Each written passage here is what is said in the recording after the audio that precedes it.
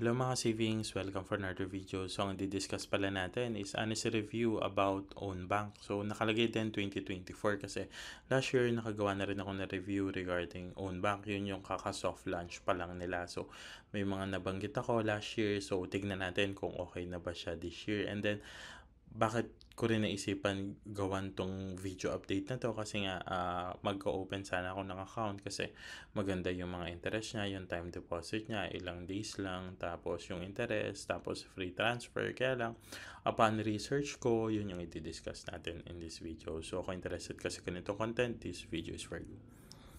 So, start na tayo. So, sa mga nagtatanong kung legit ba yung own bank, yes, legit siya. So, nasa directory siya ng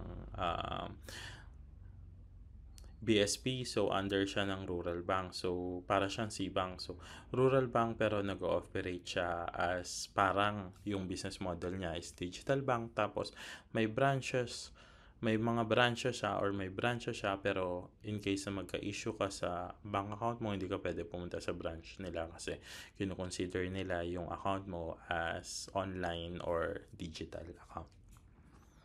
Yan. So, and then sa mga nagtatanong naman kung member sila ng PDIC, yes, insured sila. So, under Rural Bank din, Rural Bank and Cooperatives number 133. Own bank, the Rural Bank of Cavite Inc. So, yan din yung address nila. So, kung nagtatanong naman yung itsura, so, nakapublic to sa Google Map. Hindi ko lang sure kung updated. So, yan yung office nila. So, hindi ko sure kung updated yan. So, wala rin ako makita internet pero sa net ng actual office nila. Actual office branch nila pero ayan yung nakita ko sa Google Map. And then, ito pala yung ginawa natin na video last year. So, kung makita nyo, 1 year ago, ilalagay ko rin din siya sa description below para makita nyo yung difference ng 1 year apart na review. And then, yun nga. So, kung gusto niyo makakuha ng information regarding own bank, meron silang mga social media outlet na pwede nyo bisitahin, which is Instagram. Pwede nyo i-click nyo lang sa website nila, Twitter, Facebook, and Instagram. And then, ito mostly makukuha mo information sa LinkedIn, naka-public din yan. So, ang employee nila based sa LinkedIn is 11 to 50. So, makonsider natin to as SME, small and medium SMEs. And then nakalagay din dito, no minimum deposit, no maintaining balance, high savings interest rate, free bank transfer. So, yun yung napakaganda. Kaya rin ako nag-research, plano ko na sana mag-open.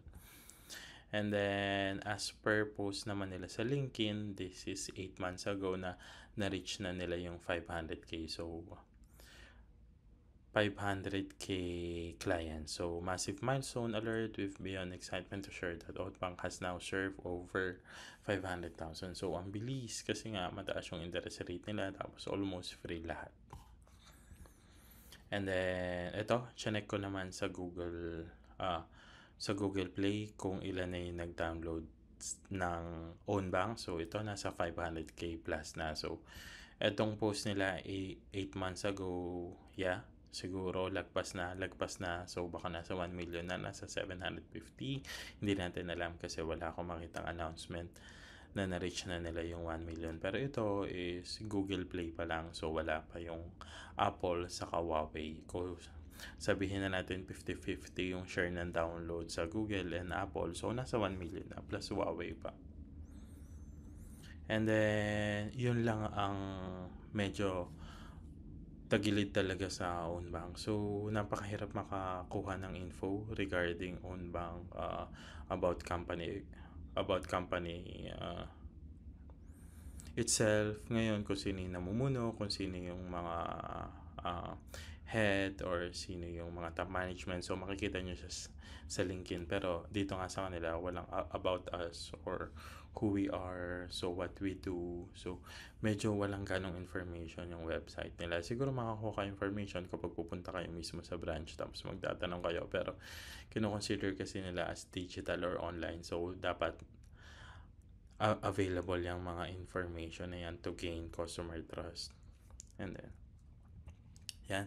So, punta lang tayo dito. So, it is safe to deposit money to own bank. Yes, yes, it's safe. So, nakalagay nga dun sa first page nila is 100% secure, regulated by Bangko Sentral ng Pilipinas. Pero dito, inilagay ko rin but so, ano lang natin mga savings na yung channel na to is pro user or depositor. So, ang masasabi ko lang dito sa own bank, so yung review 1 year apart, so lack of information pa rin and transparency. So, wala rin ako makita review maski yun sa mga main media outlet. So, wala silang ganong review. So, meron lang silang mga review dun sa mga iilang iilang tao pero sa mga mainstream media, sa mga news, wala rin ako makita. So, lack of information talaga. And then, ito, mga savings. So, tips lang. So, ito yung mga factor na dapat nyo munang tignan as a depositor na mag-open ng mga banks or digital banks. So, number 1, regulation and insurance. So, pasok sila dito kasi regulated by Bangko Sentral ng Pilipinas. Tapos, insured yung pera nyo until 500k. And then, research the bank reputation. Dito naman, makikita nyo yung mga review, mga comments. So, yan yung pangalawa. Dito talaga sa pangatlo. So, yung pangatlo, basahin ko lang is Bank Security Protocol, Customer Information and Fund Encryption and Fraud Detection System. So, pagdating sa dito talaga yung number 3 is pwede ko talaga ma-highlight. So, ang edge nung 6 na license as digital bank ng Pilipinas. So, alam nyo na siguro yung 6 na yun. So, yun talaga is na kumbaga na-check talaga ng BSP. Kumbaga yung security protocol nila. So, dito sa own bank, so hindi ko sure kung gaano ka-safe yung customer information natin, which is napaka-importante sa panahon ngayon. Yung funds, sige, regulated yan. Tapos yung encryption ng data and fraud detection system. So, yun yung dapat medyo clear sa website nila. So, hindi naman natin talaga alam pero yun, dapat makasigurado tayo bago tayo mag-open ng account. Sure tayo sa number 3 na yan. And then, financial stability, yun nga. So, since lack of information, wala rin akong gaano makita. Although, marami na ngayong user. So, safe naman talaga si own bank. So, marami na siyang user pero yung number 3 and number 4 talagang yan, pwede ko ma-highlight yan.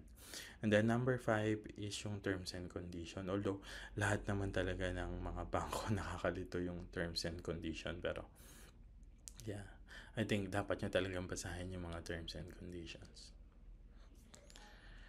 So, yun lang in this video. So, kung nag-enjoy kayo sa video na to or may natutunan kayo regarding latest review natin sa own bank, so please like, comment, and subscribe. Thank you.